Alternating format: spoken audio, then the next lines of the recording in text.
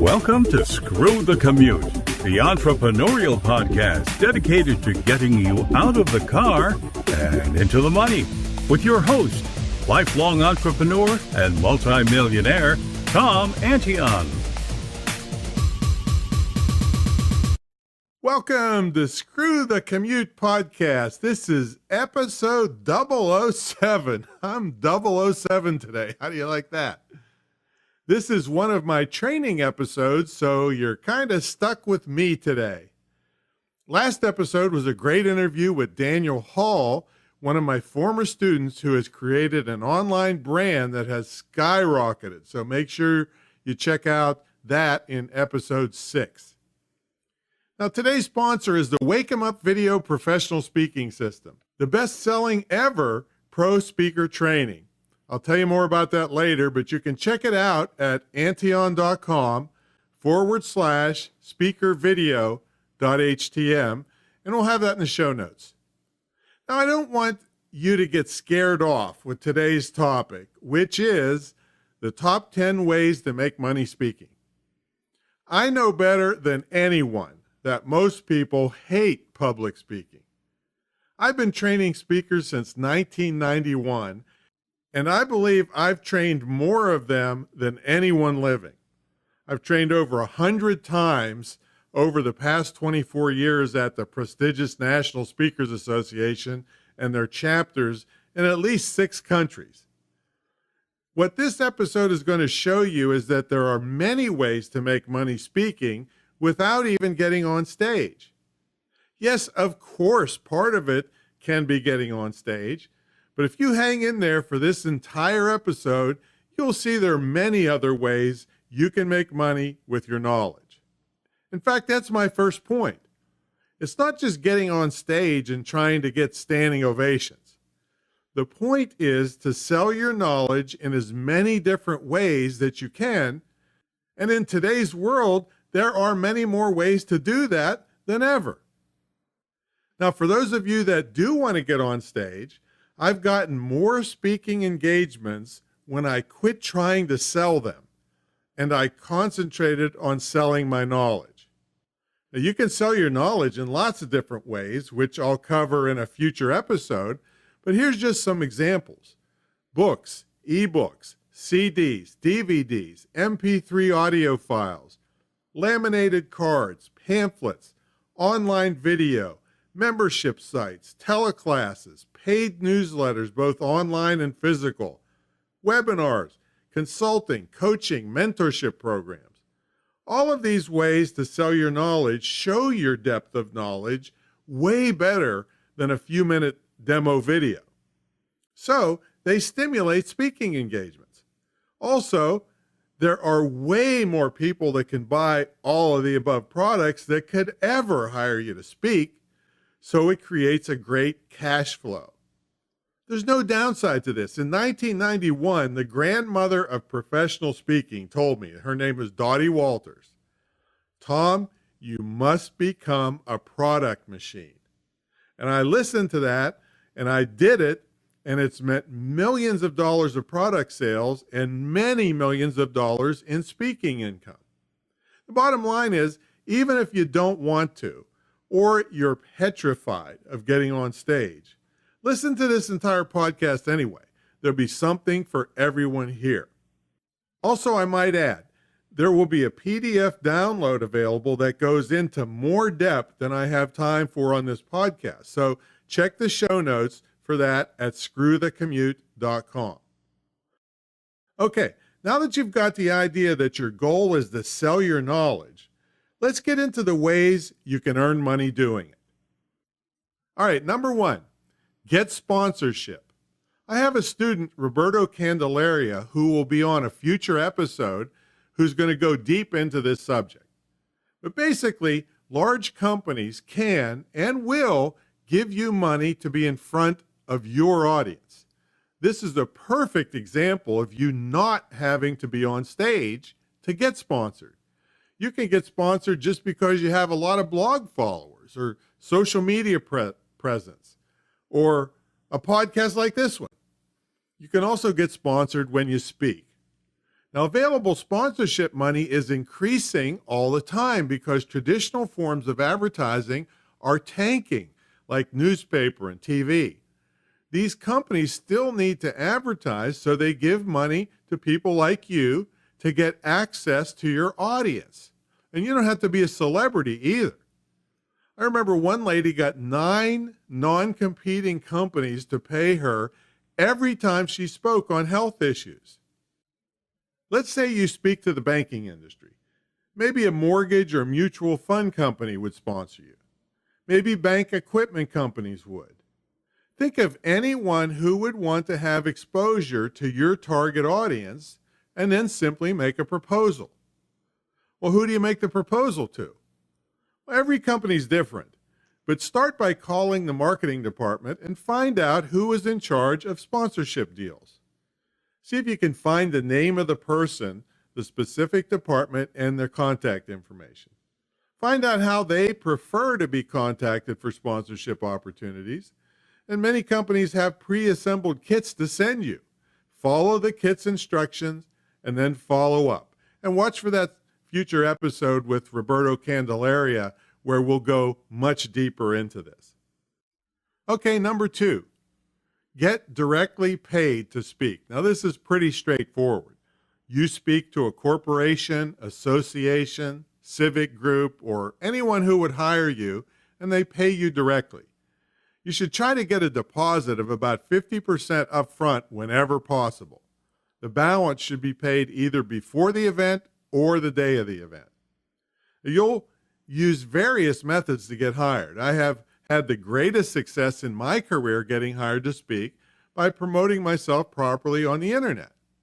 But prior to the internet, and this is still effective, I utilized media marketing. This is where you are visible on television, heard on radio, write for trade publications, or maybe you're featured in an article. This is an implied endorsement that you must be real, and it causes prospective clients to call you. So we'll have a link in the show notes to a place where you can get a free chapter and table of contents of the book I wrote on publicity, where I've been featured on radio and TV all over the world. So, number 2 is get directly paid. All right, number 3, speakers bureaus. A speakers bureau is a for-profit organization that locates speakers for paying clients. A speakers bureau normally takes a percentage of your gross fee. The percentage is usually in the 15 to say 30% range, with the average fee being about 25%. It's very difficult to start with speakers bureaus unless you are a bona fide celebrity and your fees are substantial. You must remember they get paid on straight commission, so the higher your fee, the more money they make. Now, unless you have a proven track record, a speakers bureau will be afraid to put you in front of any of their clients. Because if you bomb, the bureau's reputation may weaken and they could lose many more bookings from that client. You must also supply the bureau with promotional materials that are free of your contact information, so the bureau will be contacted directly and not you. Now, if you're a new speaker and you don't have a high fee and established track record that I mentioned above, being picked up by a speakers bureau may be impossible. Now, another question I get related to this is, how do I get an agent? Well, it's kind of the same thing. Without a track record, no one will want to waste their time on you unless you're a bona fide celebrity who they know will immediately start making money for them through commissions. Now, you don't want to confuse agents, and I don't want you to be discouraged here. You don't want to confuse agents and speakers bureaus with marketing people. See, a marketing person is attainable by a new speaker. You simply offer them a commission and pay them a salary for their work so they can survive and pay bills until the commissions start kicking in. All right, so that's speakers bureaus, probably not the first place you would go if you're new. That's number 3. Number 4 is public seminars. This is a fairly simple idea, but that doesn't mean it's simple to do. Basically, you promote your seminar to the public and they buy tickets to attend. You could also promote it to corporations and get them to buy tickets for their employees to attend. Now, I avoided public seminars for years because of the risk and expense involved in printing and mailing brochures. But now I do lots of public seminars because I can promote them at no cost through my website and my email magazine. Now, if you're starting out small, you should be able to handle the setup and logistics yourself. Now, this doesn't mean it's easy. I mean, there are pitfalls to avoid when dealing with hotels, radio stations, television stations, and print media. Now, you could waste a ton of money making mistakes dealing with any of those places. Now, you could greatly benefit your career by reading a book on promoting seminars. There's probably some in Amazon. If you really feel like you can put 50 or more people in a room, then it's time to hire a meeting planner to handle the tremendous number of details. Now, public seminars can be very lucrative, but they can also be a gigantic pain in the rear if you don't know what you're doing. So don't be afraid of them, but get good training or assistance before you dive in.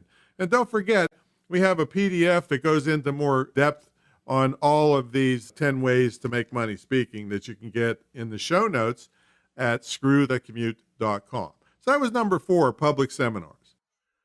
Okay, here's what I promised. You folks out there that are petrified to get on stage or at least apprehensive about it, this is number 5, telephone seminars. Now, this can be a form of public seminar or it can be done for private groups. You arrange for what is called a telephone bridge line. They're very inexpensive or free, or a conference call, which can be very expensive, like so many cents per person per minute. But on a conference call, you'll have a perfect line. Telephone bridge lines can be a little antsy, but I've done them for years and been able to get lots of money and lots of good seminars under my belt doing it this way. So what you do is you have participants call in and you deliver the seminar over the telephone. See, this saves a tremendous amount of money on travel expenses for you, along with all kinds of savings for the participants, travel, time, hotel, all of these things. During the call, you can request that your participants view your web page as a visual tool.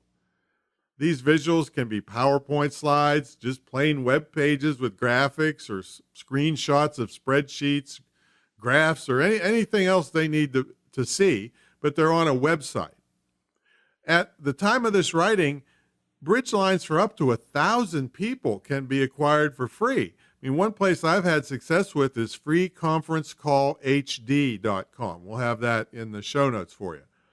And you can also record these calls, and a lot of these places do it for you and give you the MP3 file. Now, it's not going to be super high quality, but it's certainly listenable and doable, and I sold them for years like that. So yes, you could do that. Now, you might want to take the file and edit it a little bit if there's screw-ups or some clicking or noise on the line. And I happen to use Sony SoundForge. Well, it's now sold by Magic, but I just remember for years it was Sony SoundForge. You could use Audacity, which is free. You got GarageBand, which is already on Mac computers. So there's lots of ways to do this, and with tutorials, you can do simple editing. It doesn't mean you're going to be a pro audio editor, but you can certainly do it. Now, here's the thing. You might think, wow, that's kind of primitive, Tom. Well, the thing is you have younger audiences and older audiences. And younger audiences tend to not be willing to sit down and do things unless they can be on the run. And so telephone seminars are great because they can put them on their phones, their iPods, anything, MP3 players, and listen online while they're doing something else. So these are certainly still very powerful. I mean, you're listening to this podcast right now, right?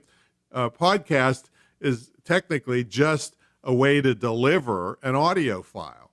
So these are still very popular, and it's the only medium where people can learn while they're doing something else. So this is a way you can sell these or give them away for free to lead people to buy other stuff. So that's number 5, telephone seminars, and you don't have to have a good hair day or be on stage to deliver them.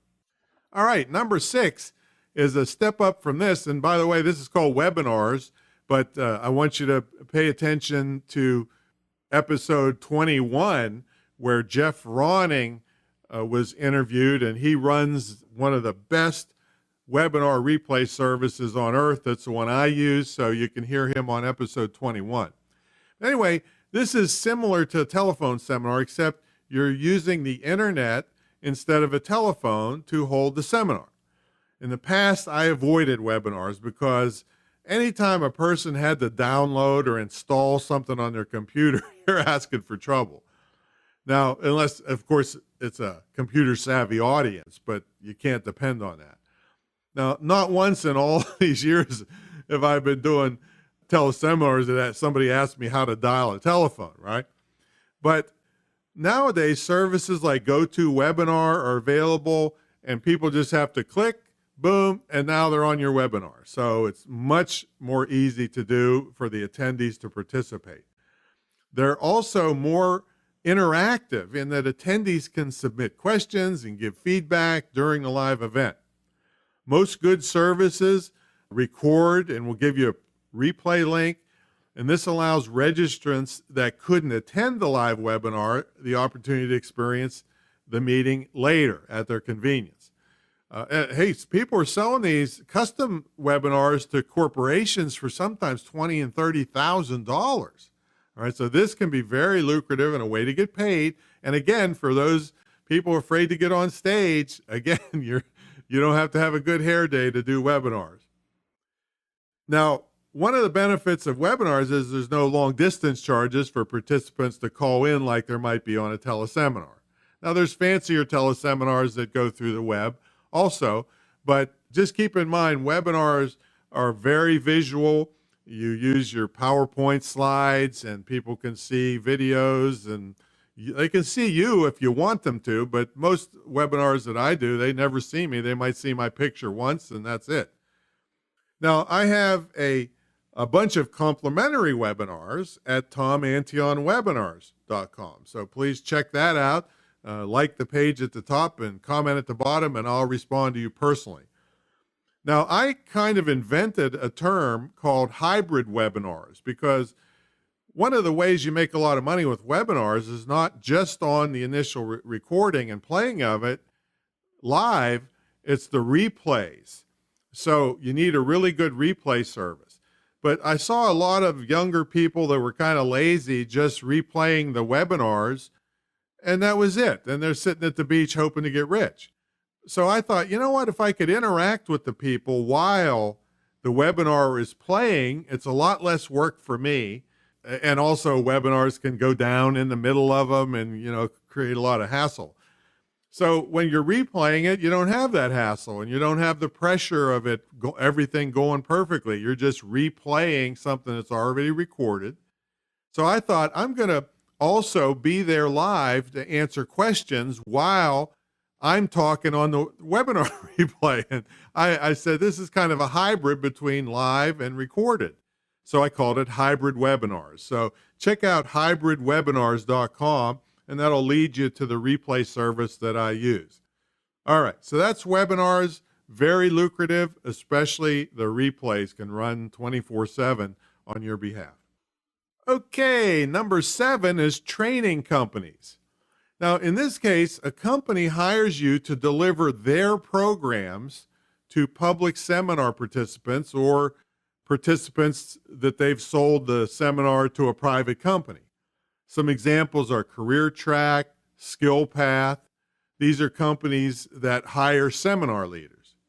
Now, in some cases, you can develop programs for the seminar company and get a higher fee when you deliver your own program. And then you still get paid even if some other seminar leader is delivering your program. So there's opportunities for that there. Also, you can get a percentage of the products you sell at the back of the room, which are usually provided by the company. Now, these companies can keep you on the road quite a bit, so you better be ready to travel. And I got to tell you, don't think each event's going to be in the Bahamas. All right. Your events are more likely to be in places like Toledo or Cleveland or Columbus or who knows. Now, I've known many people who started their careers with seminar companies, and it's a really tough life, but it's a great training ground for newcomers to the business. See, these seminar companies put you in very difficult situations and force you to become a better presenter. Now, I don't particularly care for this kind of work. I teach speakers to make higher fees because, I mean, you might make a couple $100s a day if you're good at these training companies. But I break people in not less than $1,500 for a keynote speech, which may be 45 minutes to an hour and a half. All right, so that's what you learn in the Wake 'em Up Video Professional Speaking System, which you can check out at antion.com/speakervideo.htm. And this is probably a good time to talk about that as a sponsor. This is the best-selling ever pro speaking system. There are two major sections to the system. One is how to be great on stage, and the other is the business of speaking. And when I say great on stage, I'm talking about being great on stage, professional level great. I get people all the time telling me they spoke at church and everybody loved me. All right. Well, people at church don't eat their young. All right. At least while they're at church anyway. And then I watch their demo video and they're telling me how great they are. And I'm like thinking, compared to what? This is terrible. You'll be run off the stage at many professional settings. So I don't want that for you. I want you to be so great that you could be the last speaker before the golf course at a sales rally in Las Vegas where they do eat their young, all right? And people would still listen to you. Also, being great on stage is related to the business of speaking. See, if I teach you how to get the speaking engagement, do the engagement, increase your income and fees and all the techniques of getting jobs and making money even if the group doesn't have a budget. See, I can teach you all that, but if you do the job and you stink, the word's are going to spread faster than if you were great. And it will kill your speaking income and business. So you have to learn both how to be consistently great on stage and the business of speaking, or how to get on stage in the first place. So that's what my system does. It's got over 1,000 things in it that you need to know as a pro speaker, that every time, no matter what the circumstances, you can give a grand slam presentation. See, amateurs can hit a home run once in a while. Pros bat 100. Plus, I include consultations to help you pick topics that are both right for you and will sell in the marketplace. So check it out at antion.com/speakervideo.htm. I've got an old video where I'm fatter than I am now there to tell you the details. All right, let's go to number 8. Speak to promote your business. Many professionals give free public seminars to help get clients.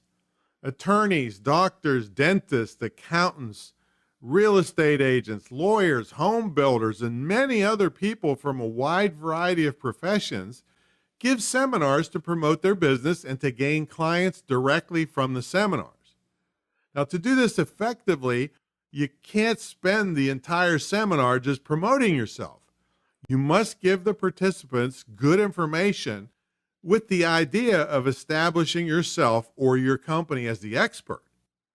See, there's certainly nothing wrong with showing people how complicated things are, and even though they could do it themselves, well, maybe they could save money in the long run by utilizing an expert, maybe like you. For instance, you could be a plumber giving a seminar at Home Depot or somewhere on how to remodel your bathroom. So you tell the participants every little detail of how to do it, and also tell them the perils if they do it wrong. Nobody's going to complain that you were just given a sales pitch, but they're going to think to themselves, maybe this is too much to tackle by myself. Maybe I should hire this person to either help me or do it for me. You see how that works? So speak to promote your business is number 8. All right, let's look at number 9, which is a great exit strategy. It's called speak as part of your job.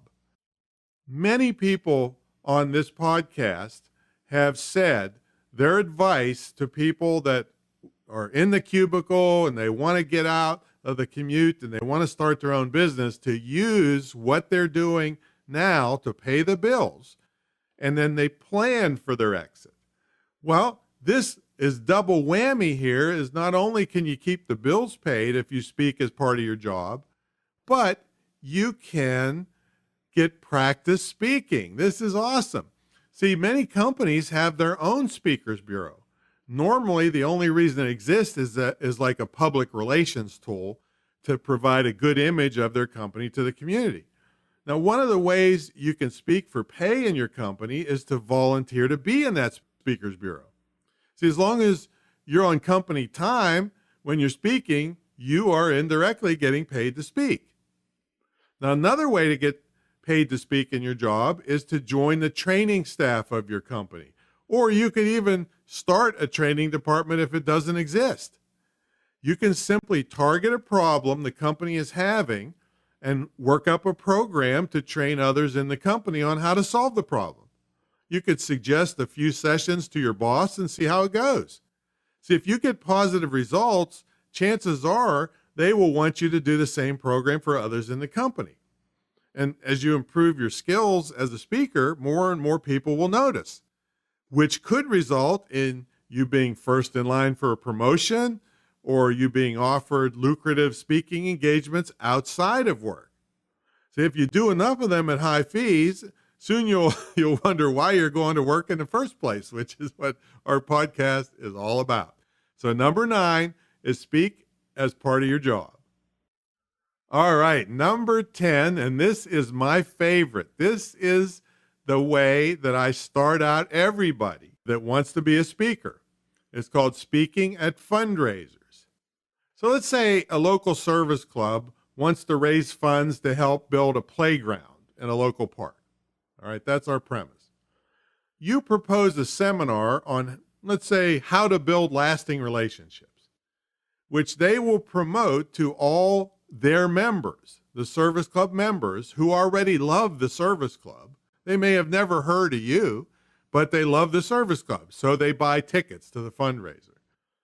And they want to help build the playground, right?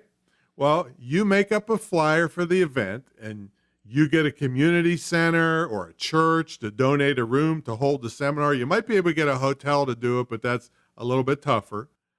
The group sells tickets to the event to their members, and you split the proceeds, half to them and half to you. And you can also sell your products at the event and give them, let's say, 10% of the gross sales. I have done this over 100 times in my career. Every single time I've made money for the group, and far more money than they could have normally raised on their own for an event. I mean, some of these places will do a bake sale for 2 weeks to make $50. All right, so they can make several thousands in a couple hours by doing this, and that's going to be your biggest hurdle. Is a lot of these groups can't believe, it sounds too good to be true, that they could make that much money by doing this. The good side is you don't have any competition. Most professional speakers don't know this technique and don't do it regularly. So once you can get a couple of them under your belt, people will be knocking your door down, because whenever you make money for an organization, instead of costing them money, they make money every time you appear. So they'll be begging you to come back and do it again, and word will spread. Other organizations will want you. And another great thing about this is you can do topics that would never sell in a million years in the corporate world.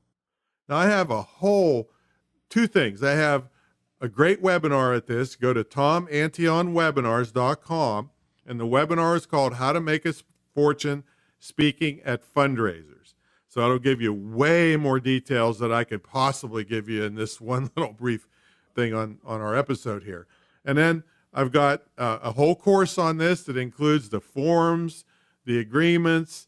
I mean, it gives you a rough out of the agreement because I'm not a lawyer. I can't really give you legal advice. But I give you the agreement and ideas of what should be in the agreement. I give you a checklist for marketing the event because a lot of these people aren't great marketers or they'd have thought of this before. So you teach them how to market it so that there's more people buy tickets. So all of that stuff. So that's all in the course at greatinternetmarketing.com/fundraiser deal. greatinternetmarketing.com/fundraiser deal. But you can watch the free webinar at Tom Antion Webinars. It's called How to Make a Fortune Speaking at Fundraisers. And all of this will be at the show notes at screwthecommute.com. Okay, so there's your top 10 ways to make money speaking. And for those of you that have bad hair days, I gave you several that you don't even have to be on stage. You can make products. You can speak on audios like I'm doing now. Videos, you can even do videos. I'll throw this in as a sidebar. You can even do videos where your face is not on the screen. They're called screen capture videos. And I do tons of these where I might demonstrate a piece of software where they hear my voice, but they don't see me. They see the software and they see where I'm clicking. So there's all kinds of ways to sell your knowledge and make money speaking. Go back and listen to this, read the show notes, and you'll really, if you put these things to play, you will start making money speaking. So yeah, I want you to be a professional speaker. I love that. But no, I don't want you out there claiming to be a professional speaker without proper training. It makes the real pros look bad. I mean, just because you got a pat on the back at your local church or, God forbid, Toastmasters. And by the way, I have a love-hate relationship with Toastmasters. They're great in some ways, but they don't cover the business of speaking and all these things that you have to know when there's money involved. So you need to know things to be consistently great, high-fee pro speaker. I got another webinar I haven't mentioned yet that you really want to check out if this topic interests you. It's also at tomantionwebinars.com. It's called How to Maximize the Value of Any Speaking Engagement. So it tells you, besides whether you get paid to speak or not, all these other things that you can do to increase the value of that trip to that speaking engagement. And it can double, triple the value of it in many cases. So that's all at How to Maximize the Value of Any Speaking Engagement. Of course, it'll be in the show notes. So that was episode 007. I was 007. I never thought I'd be 007, but today I am. So check out all our other episodes, and we've got a lot of great interviews coming up. You don't want to miss them. Please stop at screwthecommute.com, subscribe, leave us a great review. We really appreciate it. It helps me bring you all this great information. And I might just see you speaking somewhere. That'll be great. Catch you later.